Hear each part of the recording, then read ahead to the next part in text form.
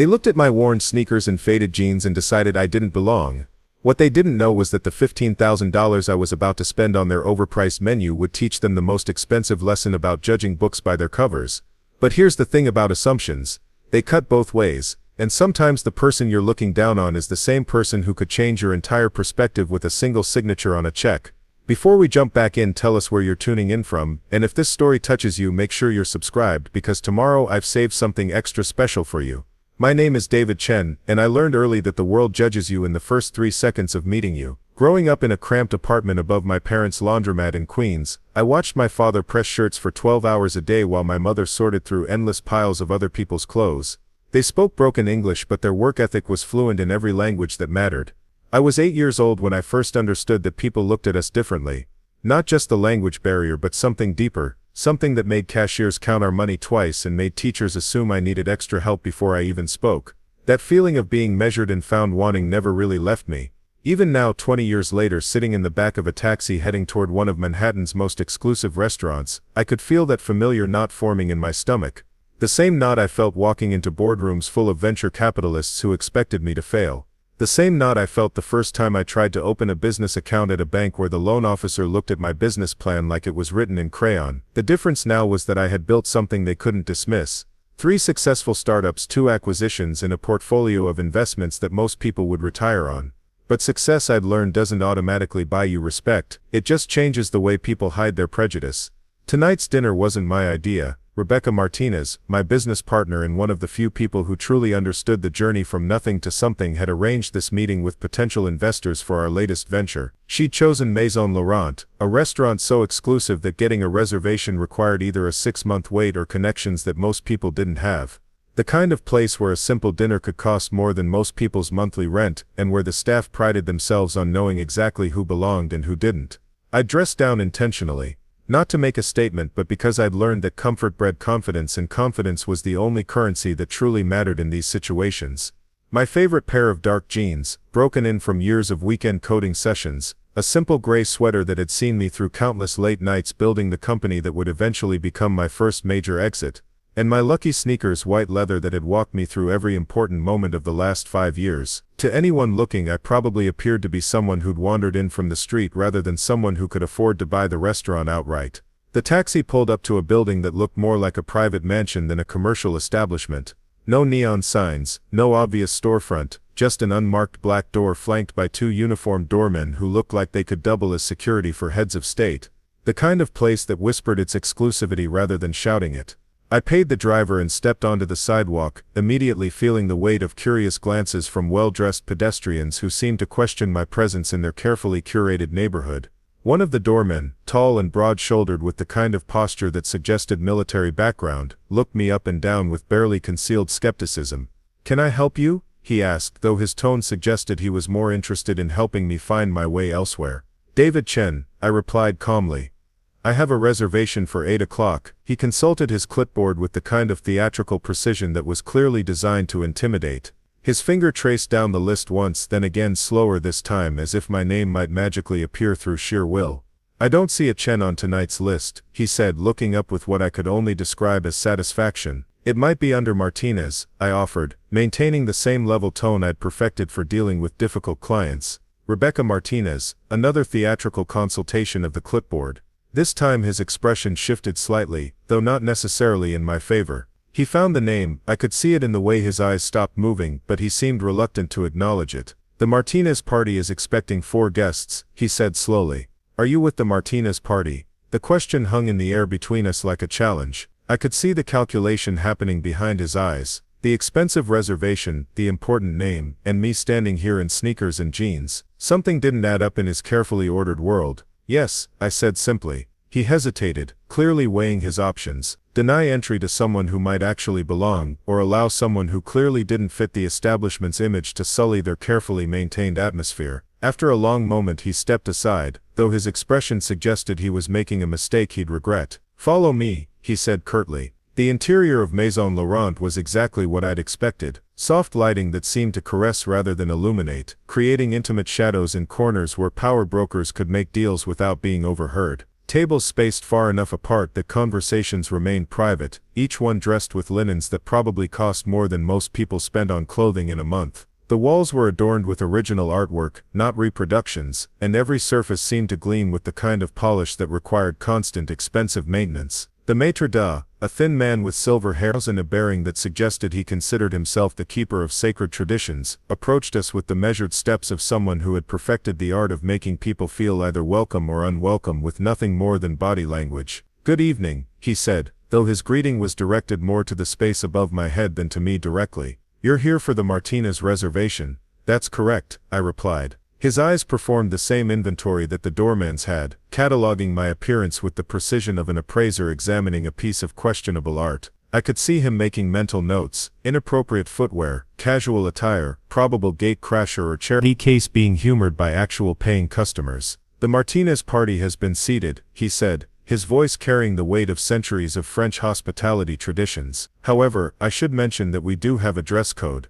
The words were delivered with the kind of diplomatic precision that managed to be both polite and insulting simultaneously. A dress code that I was clearly violating, though no one had bothered to inform me of this when the reservation was made, and no such code was mentioned on their website. "I understand," I said, matching his diplomatic tone. "I'm sure we can work something out." He studied me for another moment, clearly debating whether the potential scene of turning someone away would be worth the risk of offending the Martinez party. Money, I'd learned, had a way of making dress codes flexible, but first, they had to believe you had money. "Very well," he said finally, though his tone suggested he was granting an extraordinary favor. "Follow me, please." He led me through the dining room with the kind of measured pace that allowed every other patron to get a good look at the person who clearly didn't belong. I felt their eyes on me, some curious, some dismissive, others simply confused by my presence in their carefully segregated world. Conversations didn't stop, but they lowered in volume, and I caught fragments of whispered speculation as we passed. Rebecca was seated at a corner table that commanded a view of the entire restaurant, while maintaining privacy for serious conversation. She was flanked by two men in expensive suits, who had the kind of polished appearance that suggested they'd never owned a pair of jeans in their adult lives.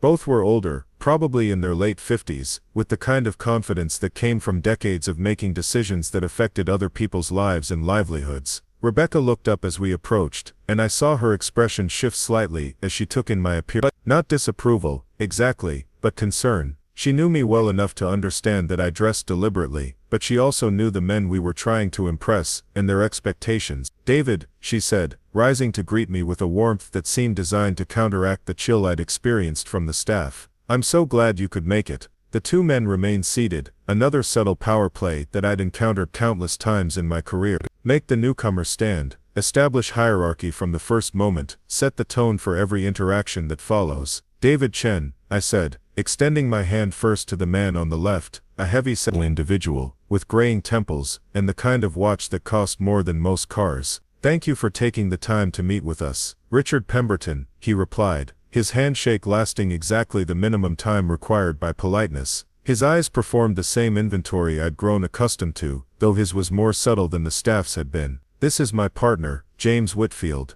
Whitfield, thinner than Pemberton, but carrying himself with the same entitled confidence, offered a handshake that was somehow both firm and dismissive. His smile never reached his eyes, and I could see him already forming opinions that would be difficult to change. "Please sit," Rebecca said, gesturing to the empty chair across from her. The positioning was interesting. Me on one side, the two investors on the other, with Rebecca serving as the bridge between two very different worlds. As I settled into my chair, I noticed the maitre d' hovering nearby, clearly waiting for something. Pemberton caught his attention with a subtle gesture that spoke of long familiarity with establishments like this one. "Jean-Claude," Pemberton said, his pronunciation of the name deliberately theatrical, "we'll need to see the special menu tonight, and perhaps you could recommend something from the reserve wine list." Jean-Claude's face brightened in a way it hadn't when dealing with me. Here was a customer who understood the rules, who spoke the language of exclusivity and expense that kept places like this in business. "Of course, Monsieur Pemberton," he replied, his accent seeming to thicken for effect.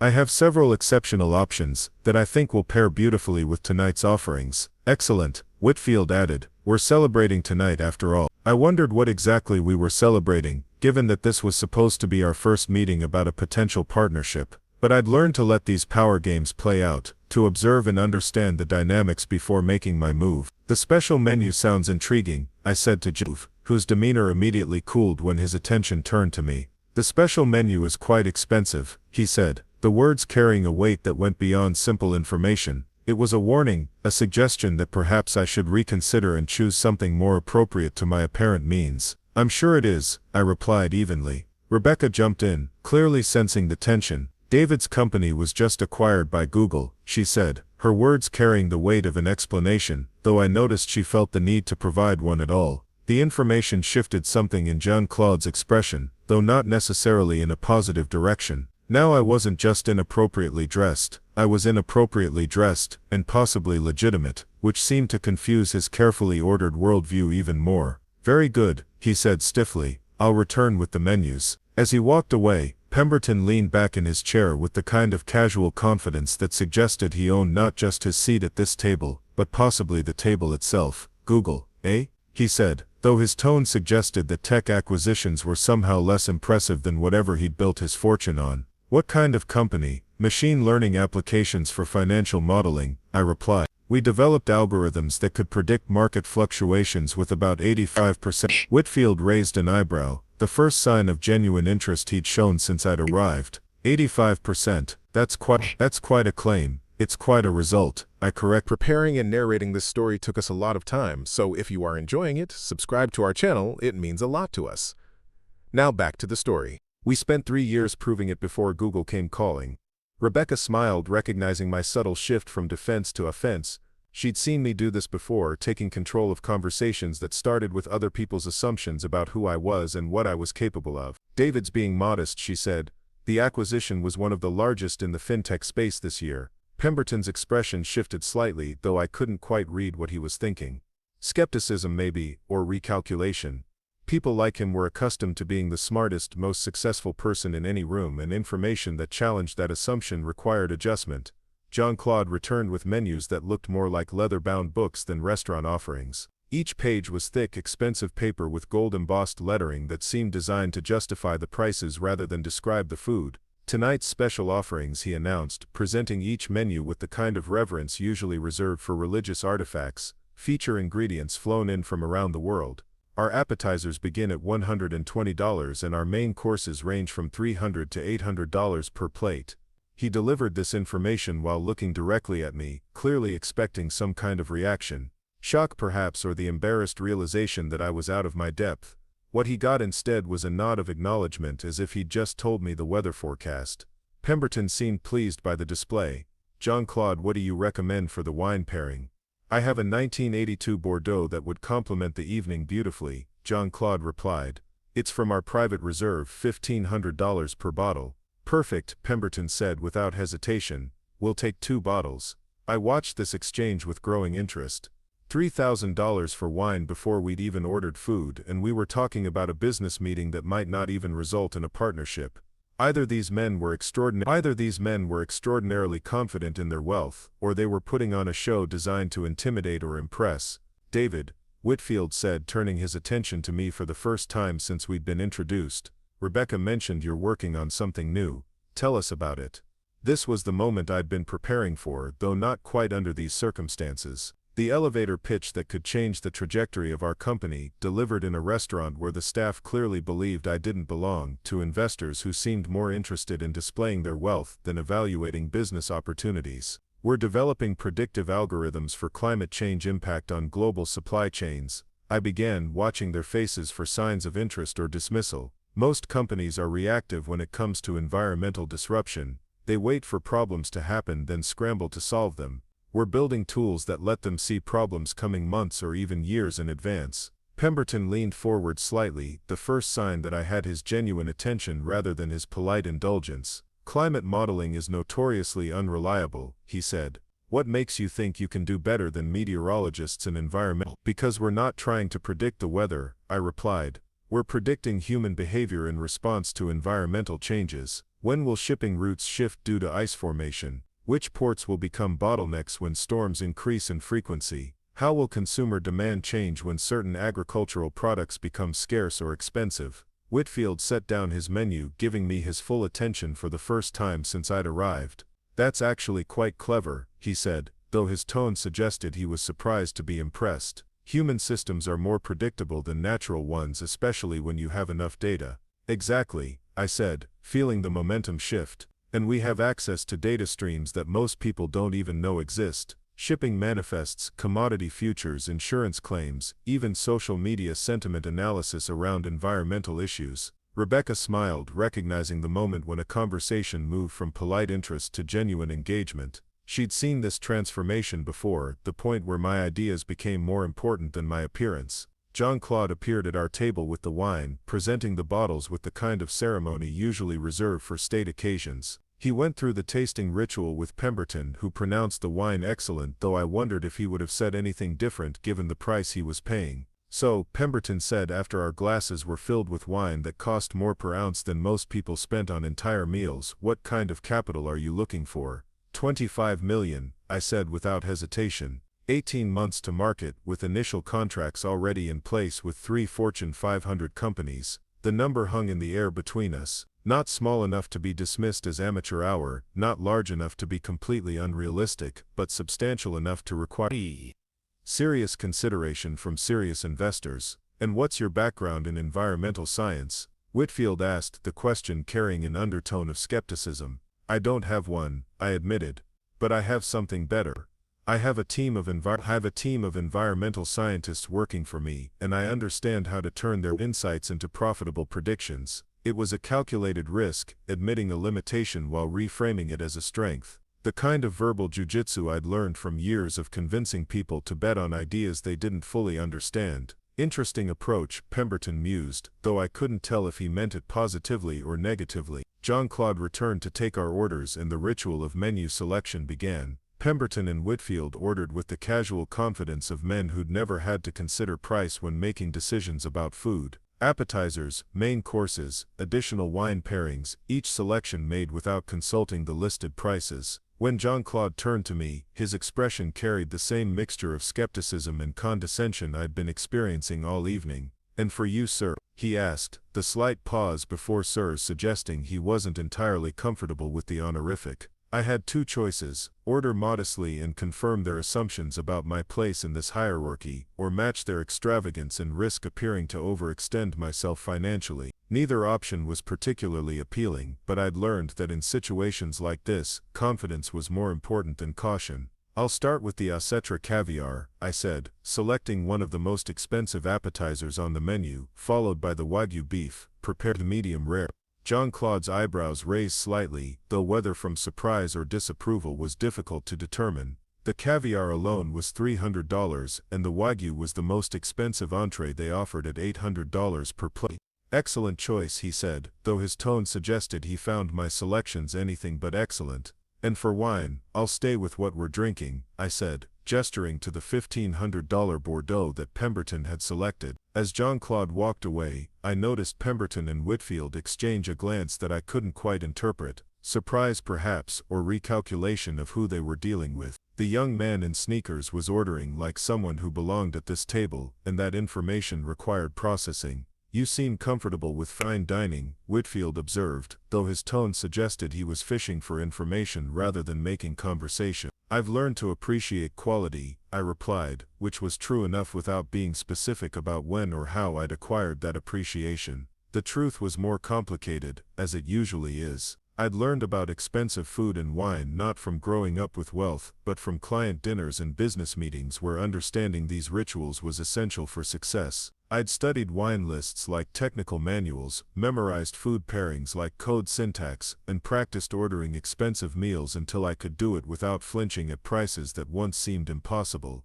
Rebecca steered the conversation back to business, asking detailed questions about market size and competitive advantages. I could see her working, using her knowledge of both worlds to bridge the gap between my vision and their expectations. The first course arrived with the kind of presentation that justified its price through theater as much as ingredients. My caviar came nested in a sculpture of ice, garnished with elements that seemed designed more for Instagram than consumption. It was undeniably delicious, but the experience felt performative, as if I were eating art rather than food. Pemberton watched me taste the caviar with the kind of attention that suggested he was evaluating more than my palate preferences. How I held the spoon, whether I seemed familiar with the ritual, if I showed appropriate appreciation for the experience. Very good, I said, after my first bite, offering the kind of understated approval that suggested familiarity with this level of luxury. Jean-Claude knows his suppliers, Pemberton agreed. We've been coming here for years.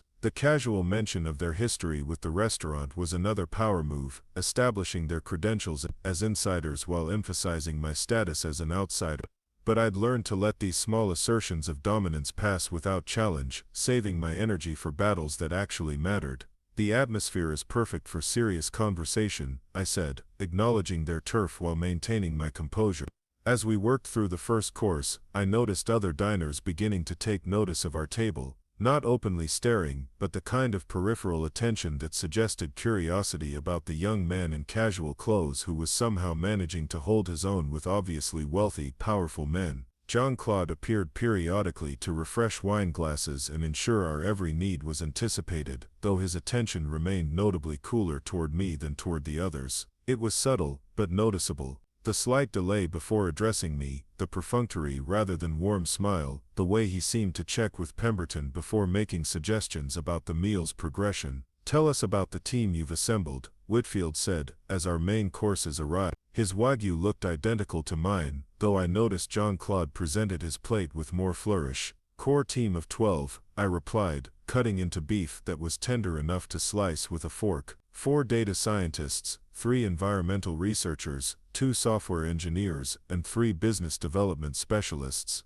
"And they all followed you from your previous company?" Pemberton asked. "Some did," I said. "Others we recruited specifically for this project." The key was finding people who understood both the technical challenges and the business opportunities. As I spoke, I noticed our server refilling wine glasses. We were well into the second bottle now, and the conversation was beginning to flow more freely. Pemberton and Whitfield were asking more specific questions, diving deeper into market analysis and competitive positioning. "The climate modeling space is getting crowded," Whitfield observed. "What makes you think you can compete with companies that have decades of experience?"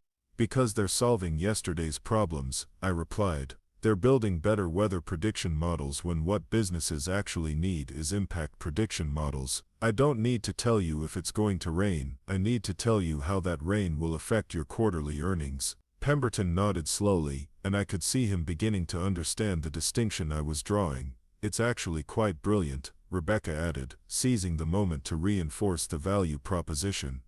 "David's not trying to beat climatologists at their own game, he's creating an entirely new game." The main course was exceptional, though at $800 per plate, it needed to be. The beef was perfectly prepared, accompanied by sides that seemed designed to justify the price through complexity rather than quantity. Each bite was carefully composed, balancing flavors and textures that had clearly been developed through extensive testing and refinement. "This is outstanding," I said to Jean-Claude when he approached to check on our meal. It was a genuine compliment, though I noticed he accepted it with the same cool professionalism he'd maintained all evening. "I'm pleased you're enjoying it," he replied, though his tone suggested he was more surprised than pleased. As we worked through the main course, I found myself genuinely enjoying the conversation. Pemberton and Whitfield were asking intelligent questions, pushing back on assumptions and challenging me to defend positions I'd spent months developing.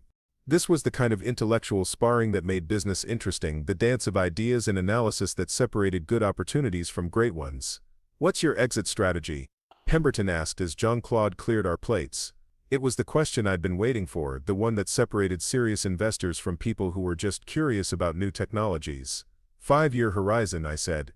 Initial public offering or acquisition depending on market conditions and strategic opportunities. And projected valuation at exit. Whitfield added, "Conservative estimate $500 million, I replied. Optimistic scenario over $1 billion.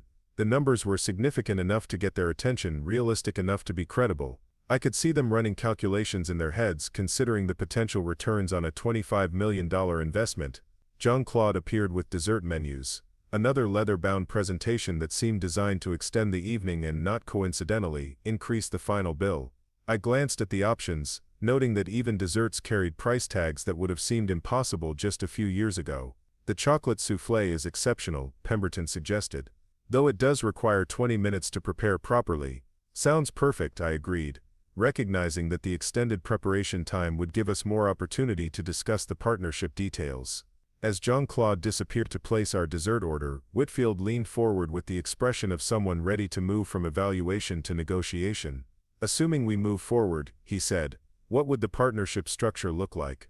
Here was the moment I'd been building toward all evening, the point where politeness gave way to serious business, where my ability to hold my own in this environment would be tested not just by how I ordered food or handled expensive wine, but by how well I could negotiate with people who considered themselves masters of the game. "25 million for 18%, I said, starting with terms I knew were favorable but not unrealistic. "Board seats negotiable based on involvement level with protective provisions for both sides." Pemberton and Whitfield exchanged another glance, this one clearly communicating something between them that I wasn't meant to understand. 18% seems high for a seed-stage company, Whitfield said, though his tone suggested the beginning of negotiation rather than outright rejection. "It's not seed stage," I corrected gently. "We have working prototypes, signed letters of intent from major clients, and a clear path to profitability. This is Series A funding for a company that's already proven its concept." Rebecca smiled, recognizing my reframing of the discussion.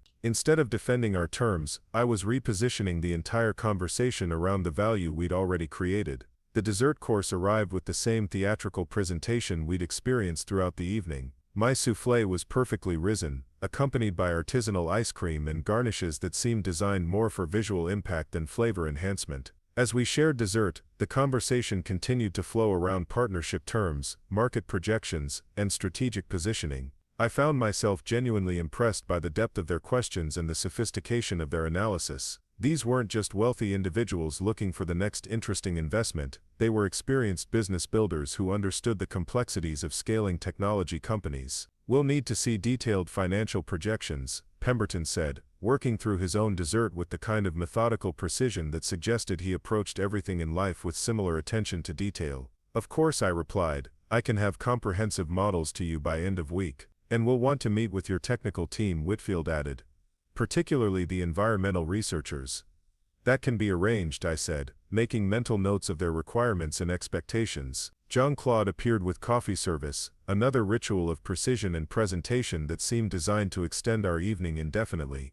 The coffee came with its own selection of accompanying treats, each one priced and presented as if it were a separate course. "Excellent meal," Pemberton said to Jean-Claude, who beamed with the kind of satisfaction that came from successfully managing an evening for important guests. "It has been our pleasure," Jean-Claude replied, though I noticed his warmth was still directed primarily toward Pemberton and Whitfield rather than distributed equally among the table. As we finished our coffee, Whitfield checked his watch with the kind of casual gesture that suggested the evening was reaching its natural conclusion. "Well," he said, "this has been quite enlightening. I think we have enough to move forward with preliminary discussions." Pemberton nodded agreement. "Rebecca, you'll coordinate the next steps. We'll want to see those projections and arrange the team meetings we discussed." "Absolutely," Rebecca replied, clearly pleased with how the evening had progressed. Jean-Claude materialized beside our table with the kind of perfect timing that spoke of years of experience reading the rhythm of business dinners. "Will there be anything else this evening?" he asked, though his tone suggested he was really asking whether we were ready for the check. "Just the check," Pemberton said, reaching for his wallet with the casual confidence of someone who'd never worried about restaurant bills. But I was faster. "Please put everything on my card," I said to Jean-Claude, extending my Black American Express before anyone else could react. The table went silent. Pemberton's hand froze halfway to his wallet, Whitfield's eyebrows raised, and Rebecca looked genuinely surprised. Jean-Claude stared at my card as if it might be a forgery. "That's really not necessary," Pemberton said, though his tone suggested he was more confused than gracious. "I insist," I replied calmly. "This was my first time at Maison Laurent, and I'd like to express my appreciation for the exceptional service." Jean-Claude took my card with obvious reluctance, studying it as if he expected it to transform into something else in his hands. The Black Amex was legitimate, of course with a credit limit that could handle significantly more than one evening's dining, but his expression suggested he was having difficulty reconciling the card with my appearance. "I'll be right back," he said, disappearing toward the payment station with my card held carefully between two fingers. The silence at our table stretched uncomfortably. I could see Pemberton and Whitfield recalibrating their assessment of me once again, trying to fit this new information into their existing framework of understanding. "David," Rebecca said finally, "you really didn't need to do that." It's fine, I said simply. Good business relationships start with good gestures. Jean-Claude returned with my card and the receipt, his expression still carrying traces of the confusion he'd displayed earlier. The total was just over $15,000, a figure that represented an exceptional evening by any measure, though well within my ability to handle. I signed the receipt without looking at the total, added a generous but not ostentatious tip, and handed the leather portfolio back to Jean-Claude.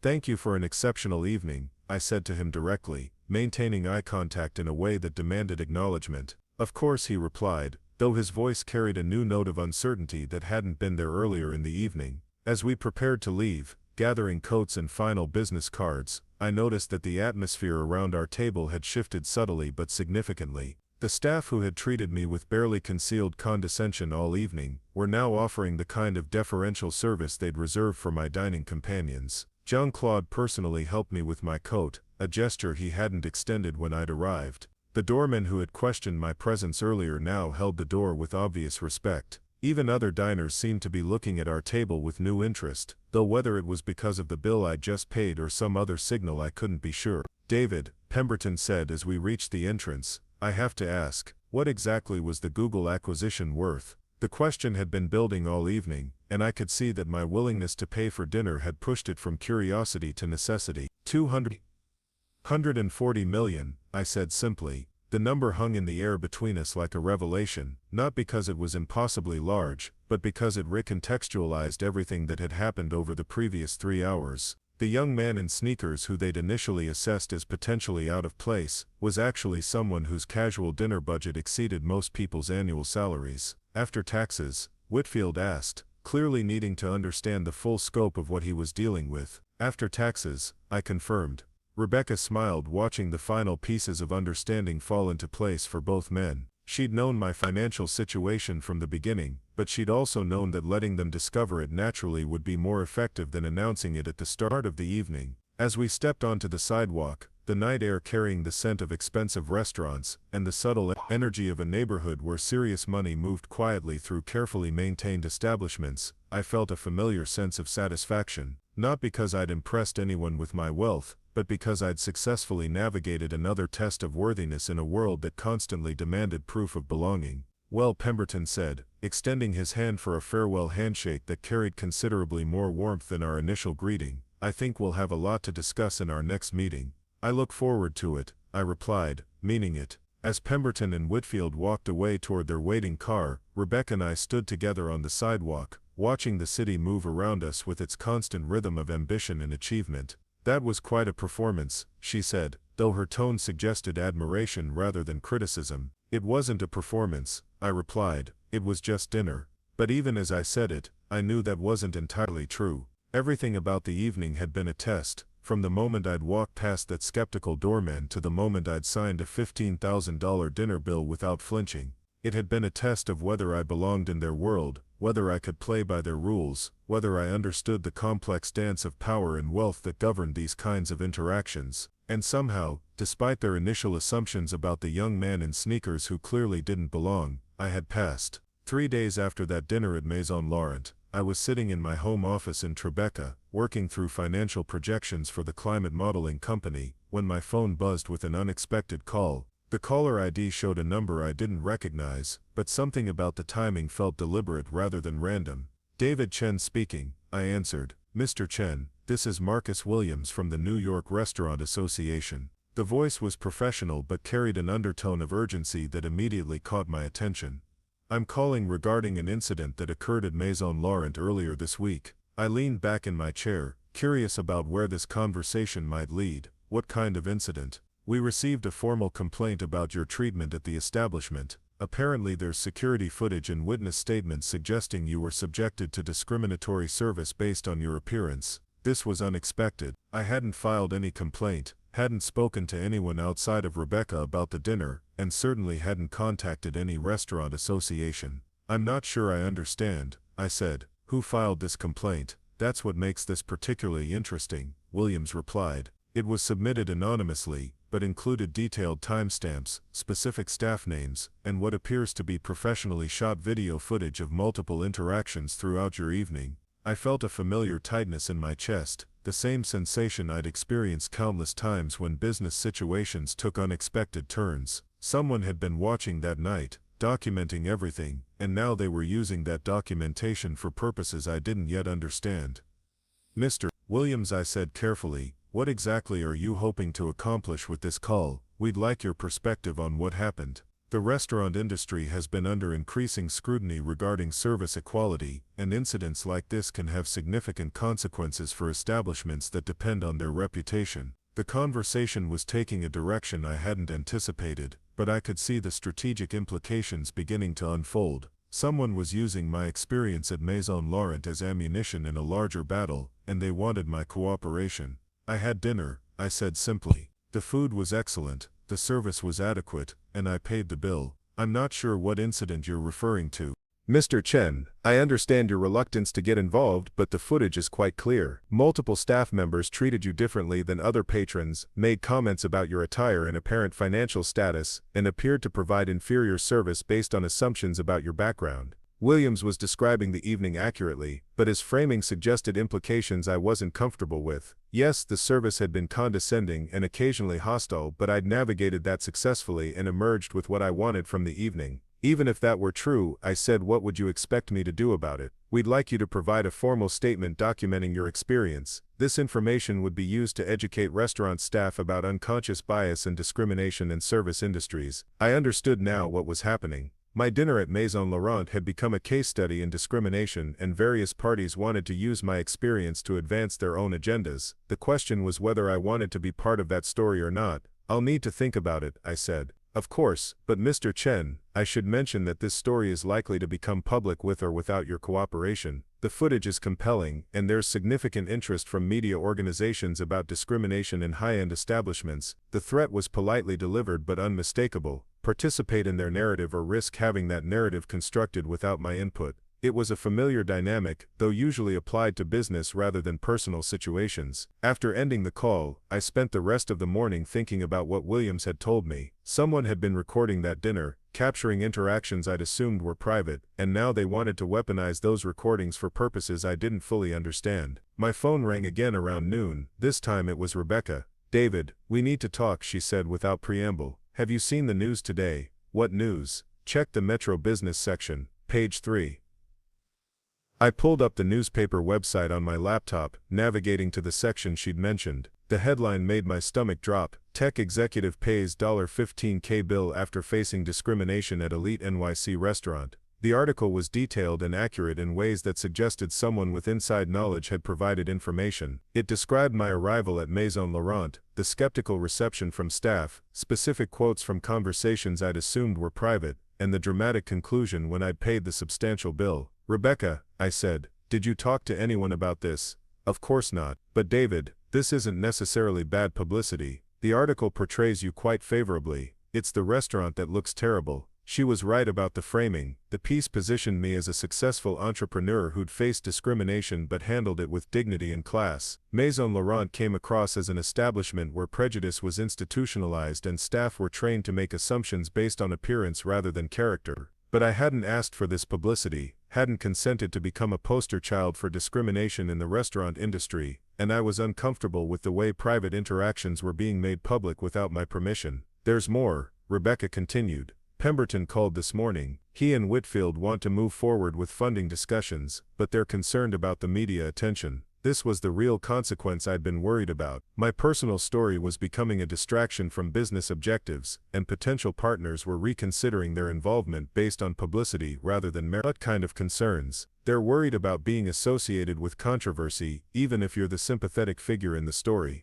Their firm has institutional clients who prefer to avoid any kind of media attention, positive or negative. I felt anger building in my chest, the familiar rage that came when other people's prejudices created obstacles to my professional goals. I'd played by their rules at that dinner, demonstrated my worthiness in their terms, and now they were punishing me for the discrimination I'd experienced rather than addressing the discrimination itself. "Schedule a meeting," I said. "Let's address their concerns directly." The meeting was arranged for that afternoon at Pemberton's office, a glass tower in Midtown that housed some of the most powerful investment firms in the country. As I rode the elevator to the 42nd floor, I reflected on how different this environment felt compared to Maison Laurent. Here, power was displayed through location and architecture rather than food and service, but the fundamental dynamics were similar. Pemberton's office commanded a panoramic view of Manhattan, with floor-to-ceiling windows that made the city seem like a private playground for people wealthy enough to afford such perspectives. The furniture was minimalist but expensive, each piece carefully selected to suggest success without ostentation. Pemberton and Whitfield were waiting when I arrived, both dressed in suits that probably cost more than most people's monthly rent. Their expressions were carefully neutral, the kind of diplomatic blankness that suggested difficult conversations ahead. "David," Pemberton said, standing to shake my hand with less warmth than he'd displayed at the restaurant, "thank you for coming in on such short notice." "Of course," I replied, taking the seat they indicated across from their massive conference table. "I'm sure you've seen the news coverage," Whitfield began without preamble. "We wanted to discuss how this might affect our potential partnership." "I'm listening," I said, keeping my tone neutral despite the frustration building inside me. "Our firm manages investments for institutional clients," Pemberton explained, "including several that have strict policies about association with controversial figures or situations." "What's controversial about facing discrimination?" I asked directly. The question hung in the air between us, forcing them to articulate what they'd been dancing around since I'd arrived. "Nothing, of course," Whitfield said quickly, "but media attention of any kind can be problematic for our clients regardless of the circumstances." I understood what they were really saying. It wasn't the discrimination that concerned them, it was the publicity surrounding it. They were worried that investing in my company might draw unwanted attention to their own practices, their own assumptions about who belonged in their world and who didn't. "So what are you proposing?" I asked. "We'd like you to make a public statement minimizing the incident," Pemberton said. "Perhaps characterize it as a misunderstanding rather than discrimination. Emphasize your positive experience with the food and service, downplay any negative interactions." The request was breathtaking in its audacity. They wanted me to publicly deny my own experience, to protect a restaurant that had treated me poorly, and investors who were more concerned with appearances than justice. "And if I refuse, then we'd need to reconsider our investment," Whitfield said simply. There it was, the ultimatum I'd been expecting since the conversation began. "Deny your experience or lose our support. Choose between truth and money, between dignity and opportunity." I sat quietly for several minutes, letting them experience the discomfort of waiting for my response. I could see them growing increasingly nervous as the silence stretched, uncertain about what I might decide. "Gentlemen," I said, finally, "I think there's been a fundamental misunderstanding about our relationship." They exchanged glances, clearly unsure where I was headed. "You seem to believe that I need your money more than you need my company," I continued. "That I'm willing to compromise my integrity to secure your investment." "David," Pemberton said, "we're simply trying to find a mutually beneficial solution." "Let me offer you a different solution," I replied, reaching into my briefcase and pulling out a folder I'd prepared before the meeting. "These are financial projections showing what happens to your returns if you pass on this opportunity." I slid the folder across the table, watching their faces as they opened it and began reading the numbers I'd compiled. "Climate change is accelerating," I said, as they reviewed the documents. "Supply chain disruptions are increasing. Companies that can predict and prepare for these changes will have massive advantages over those that can't. You can be part of that opportunity, or you can watch your competitors benefit from it." Whitfield looked up from the projections with an expression I couldn't quite read. "These market size estimates seem quite aggressive." "They're conservative," I replied. "I have signed letters of intent from 3 Fortune 500 companies representing over $2 billion in potential revenue. Those companies don't care about restaurant publicity. They care about protecting their supply chains." The information was accurate, though I hadn't mentioned it during our dinner because I'd wanted to gauge their interest based on the business concept rather than existing commitments. "2 billion,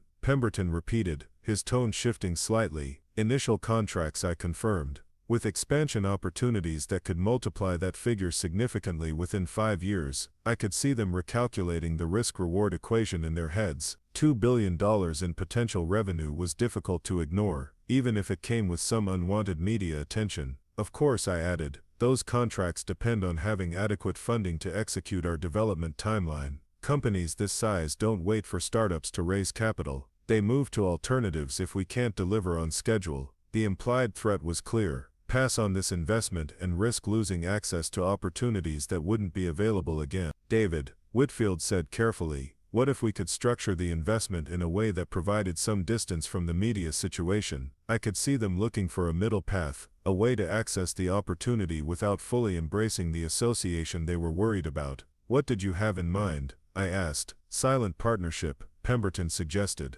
We provide the capital, but our firm's name isn't publicly associated with your company until the media attention dies down. It was a reasonable compromise from their perspective, allowing them to benefit from the investment opportunity while avoiding the publicity they wanted to dodge. From my perspective, it was insulting but potentially workable. Silent partnership with full funding at the terms we discussed. I asked. Full funding standard terms, but with confidentiality provisions that protect both parties, Whitfield confirmed. I pretended to consider the offer while actually calculating how to use their discomfort to my advantage. They clearly wanted access to the business opportunity, but they also wanted to distance themselves from me personally. That dynamic gave me leverage I could exploit. I'll consider it, I said, but I'll need some additional provisions to make this arrangement work. What kind of provisions? Pemberton asked. Accelerated funding schedule, I replied.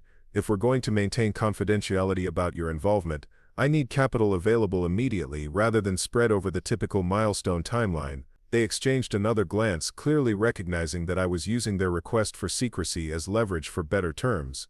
And I continued, I'll need board representation that reflects the actual control structure rather than the public structure. You can't be silent partners and also expect to micromanage business decisions. Whitfield leaned back in his chair, studying me with what looked like grudging respect. You're negotiating from a position of strength despite being the one who needs funding. I'm negotiating from a position of value, I corrected. You wouldn't be here if you didn't believe this company could generate significant returns. My personal publicity doesn't change the business fundamentals. The conversation continued for another hour, working through details of funding schedules, control structures, and confidentiality provisions. By the end, we'd outlined a partnership that gave me everything I'd originally wanted while allowing them to maintain the distance they believed they needed. As I prepared to leave, Pemberton walked me to the elevator with an expression that suggested he was still processing what had happened during our meeting. David, he said as we waited for the elevator to arrive, I have to ask, how did you know about our concerns before we raised them? I didn't, I replied truthfully. But I've been in enough business situations to recognize when people are looking for excuses to change terms after they've already committed emotionally to a deal. The elevator arrived, and as the doors opened, I turned back to him with a final thought. The restaurant incident taught me something important about assumptions, I said. People see what they expect to see until they're forced to see something different. Your initial assessment of my company was based on merit. Don't let secondary concerns override primary analysis. The elevator doors closed before he could respond, leaving him to consider whether their firm was making the same mistake the restaurant staff had made. Back at my apartment, I spent the evening researching the media coverage that continued to expand around the Maison Laurent story. What had started as a single newspaper article was growing into a broader conversation about discrimination in high-end service industries. Several other people had come forward with similar experiences at expensive restaurants, describing treatment that ranged from subtly condescending to overtly hostile based on their appearance, race, or perceived economic status. My story had become a catalyst for a larger discussion about assumptions and prejudice in environments where wealth and status determine treatment. The restaurant itself had issued a carefully worded statement expressing regret about any guest who felt unwelcome while stopping short of admitting systematic discrimination. Jean-Claude, the maître d'œuvre, who had overseen my evening, had been quietly transferred to a different location, though the restaurant framed it as a planned rotation rather than disciplinary action. Most interesting were the social media responses from other diners who had witnessed the evening. Several people posted their own observations about the differential treatment they'd observed, confirming details that hadn't been included in the original news coverage. One post particularly caught my attention. A woman named Sarah Kim had been dining at a nearby table and had filmed portions of the evening on her phone, initially planning to document her own special occasion dinner. Instead, she'd captured footage of my interactions with staff, including conversations I hadn't realized were being recorded. I watched this entire evening unfold, she'd written, and I was disgusted by how the staff treated this young man compared to other guests. When he paid that massive bill at the end, you could see the shock on everyone's faces. They'd spent hours treating him like he didn't belong, and he responded with more class than they'd shown all evening. Her post had been shared thousands of times with comments ranging from people sharing their own discrimination experiences to others questioning whether expensive restaurants should be held to different standards than other businesses. I realized that my evening at Maison Laurent had become something larger than a personal experience. It was now a case study in assumptions, prejudice, and the complex ways that wealth and appearance intersected in American society. My phone rang, interrupting my research. The caller ID showed Rebecca's number. "Have you been following the online conversation?" she asked immediately. "Just catching up now," I replied. "It's gotten quite a bit of attention. David, I think we need to talk about how to manage this. The story is spreading beyond restaurant industry publications. Business media are starting to pick it up, and that could affect other partnerships beyond Pemberton and Whitfield." She was right to be concerned. Business relationships often depended on avoiding controversy, and media attention could create complications I hadn't anticipated when I'd simply decided to pay for dinner. "What are you thinking?" I asked. "We need to get ahead of the narrative. Instead of letting other people define what happened, you should tell your own story." Controlled interview, strategic messaging, emphasis on the business implications rather than the personal drama. And what would be the business implications? "Discrimination is expensive," she said immediately. "Companies that make assumptions about customers, employees, or partners based on appearance or background miss opportunities and alienate valuable relationships." Your story illustrates that perfectly. I could see the logic of her approach. Instead of being a victim of discrimination, I could position myself as an expert on the business costs of prejudice. Instead of denying the incident or minimizing its importance, I could use it to demonstrate larger principles about value recognition and assumption management. "What kind of interview?" I asked. "Business journal, probably. Something with credibility in investment and entrepreneurship circles. Focus on lessons learned, best practices for evaluation, and how unconscious bias affects business decisions." The strategy made sense, but it also committed me to a level of public engagement I hadn't sought. I'd spent years building companies and managing investments while maintaining relative privacy. This situation was forcing me into a more visible role than I'd preferred. "Let me think about it," I said. That night, I couldn't sleep. I kept replaying the evening at Maison Laurent, not the discrimination itself, but my response to it. I'd handled the situation calmly and professionally, demonstrating my worthiness through behavior rather than argument. But now, I was being asked to explain and justify that response to a broader audience. The next morning brought another unexpected call, this one from someone I hadn't heard from in years. "David, this is Professor Martinez from Columbia." The voice was warm but serious, carrying the authority I remembered from graduate business courses. "I hope you don't mind me calling. I got your number from Rebecca." Professor Elena Martinez had taught my favorite course in business school, a seminar on strategic decision-making in complex environments. She'd been one of the few faculty members who'd consistently challenged assumptions about business culture and success metrics. "Professor Martinez," I said, genuinely pleased to hear from her. "What can I do for you? I've been following the news coverage about your restaurant experience, and I'd like to discuss something with you. We're developing a case study for our MBA program about bias in business evaluation, and your situation provides perfect illustration of several important principles." This was different from the media requests I'd been receiving. Academic case studies were used to teach future business leaders, and Professor Martinez had always been thoughtful about the lessons she chose to emphasize. "What kind of case study?" I asked. "We want to examine how assumptions about appearance, background, and worthiness affect business relationships.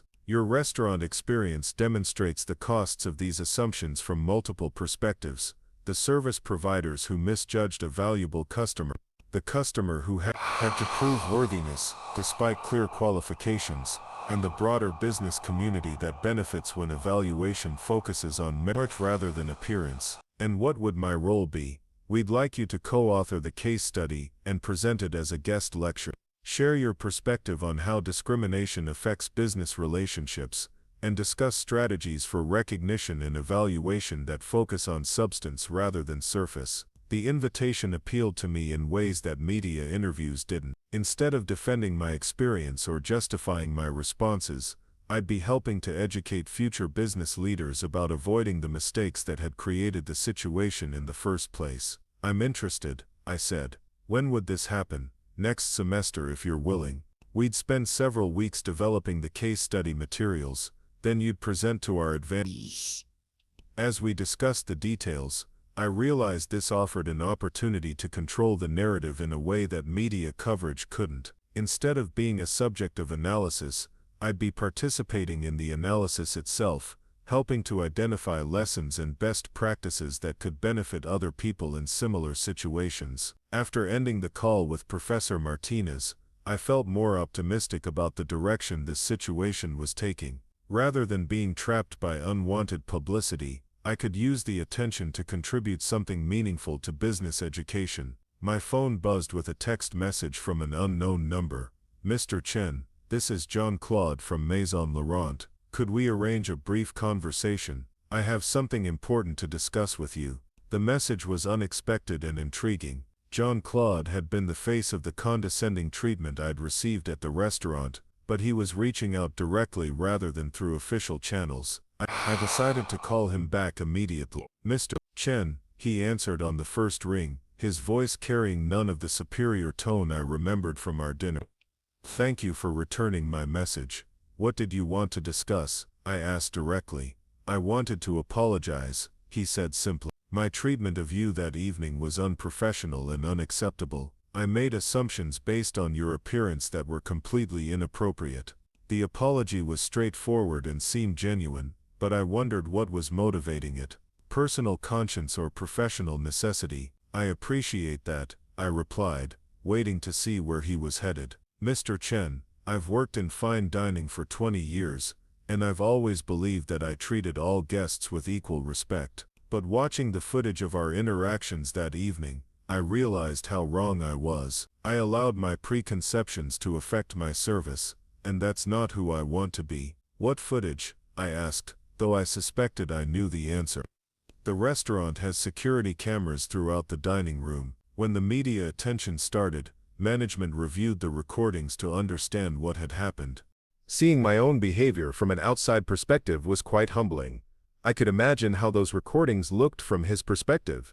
Hours of subtly condescending service followed by his obvious shock when I'd paid the substantial bill without hesitation. What happens now? I asked. I've been enrolled in sensitivity training, and I'll be working with a consultant to identify and address unconscious bias in my service approach. The restaurant is implementing new policies to ensure this doesn't happen to other guests.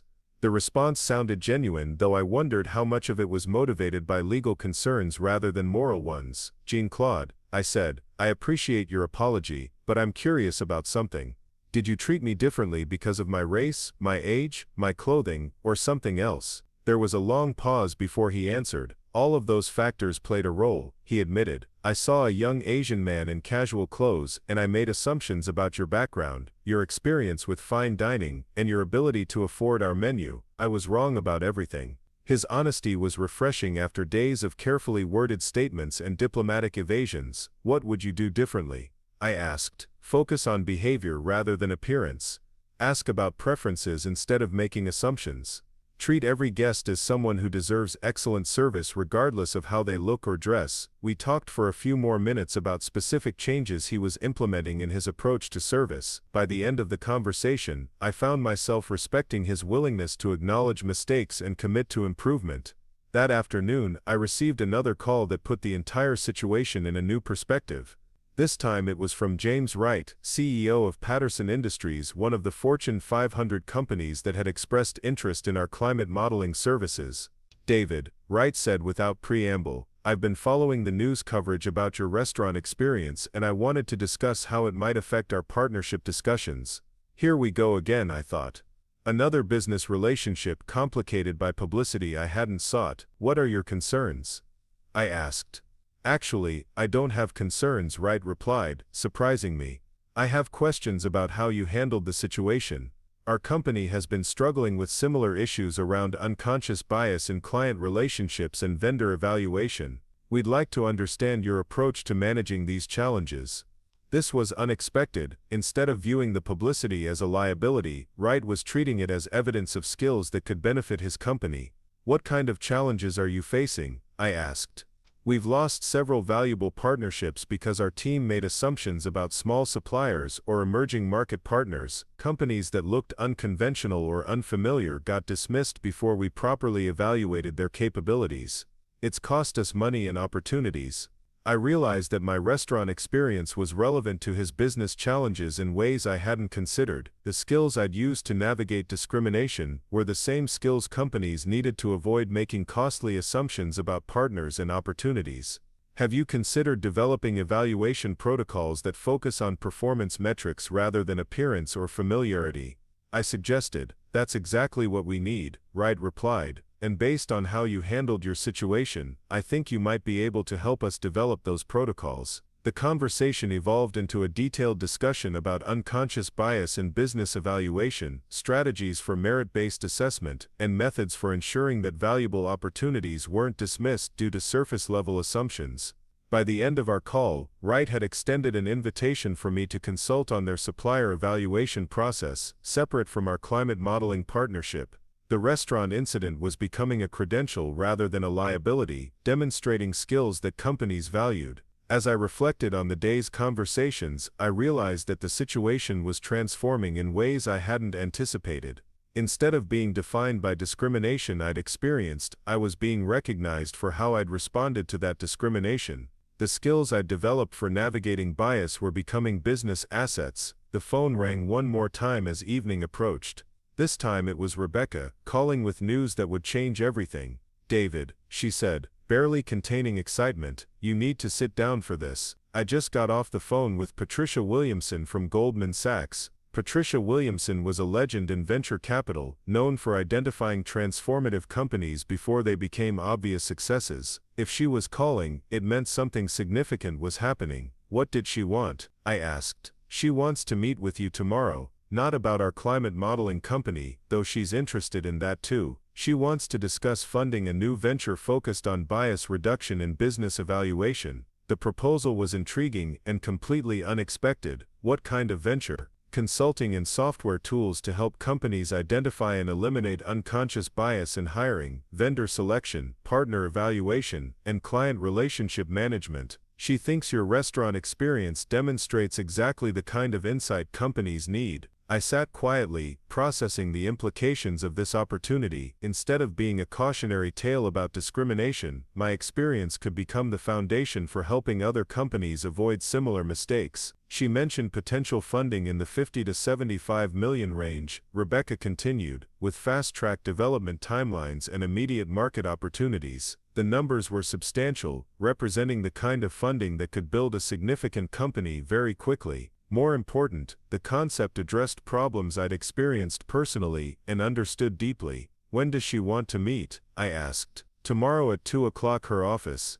"David, this could be huge. Companies are starting to understand that bias is expensive, and they're looking for solutions." After ending the call, I walked to my apartment's floor-to-ceiling windows and looked out at the Manhattan skyline. Lights were beginning to twinkle in office buildings where deals were being made and companies were being built. 3 weeks ago, I'd been focused entirely on climate modeling and supply chain prediction. Now I was being offered the opportunity to build a company that could help eliminate the discrimination I'd experienced while generating significant returns for solving a problem that affected countless business relationships. The restaurant incident had revealed something I hadn't expected. My experience with bias wasn't just a personal challenge I'd overcome, it was expertise that companies valued and needed. I pulled out my laptop and began researching market opportunities and bias reduction technologies. The more I investigated, the more I realized that Patricia Williamson was right about the business potential. Companies were beginning to understand that discrimination was expensive, not just from legal perspectives, but from opportunity costs and relationship management. As I worked late into the night, developing initial frameworks for bias detection and elimination in business processes, I realized that the evening at Maison Laurent had become something I'd never expected, the inspiration for what might become the most important company I'd ever built.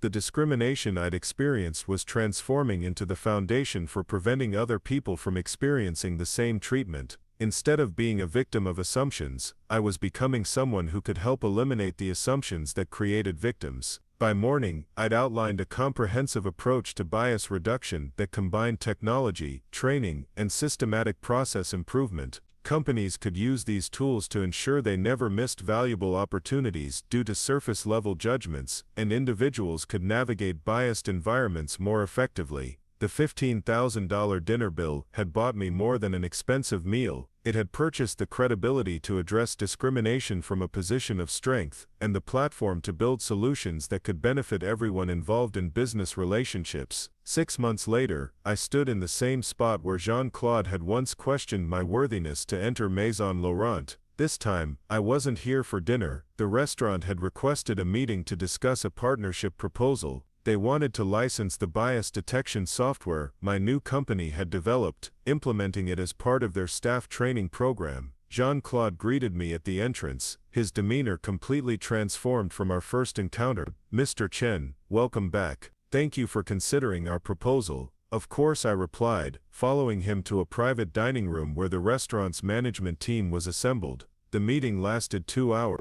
They presented comprehensive plans for integrating our technology into their service protocols, ensuring that future guests would never experience the treatment I'd received. The financial terms were generous, but more importantly, they represented genuine commitment to change. As we concluded the negotiations, the restaurant's owner made an unexpected announcement. "We'd like to establish the Chen Excellence in Service Award, recognizing restaurants that demonstrate exceptional commitment to bias-free hospitality. The award would be funded by Maison Laurent and administered by my company, creating ongoing accountability for service quality across the industry." Walking back through the dining room where I'd once been dismissed as unworthy, I reflected on how completely the situation had reversed. The same establishment that had judged me by my sneakers was now paying premium prices for my expertise. My phone buzzed with a message from Patricia Williamson. "Goldman Sachs wants to double their investment in the bias reduction platform. Companies are seeing 20 to 30% improvement in partner identification and client satisfaction."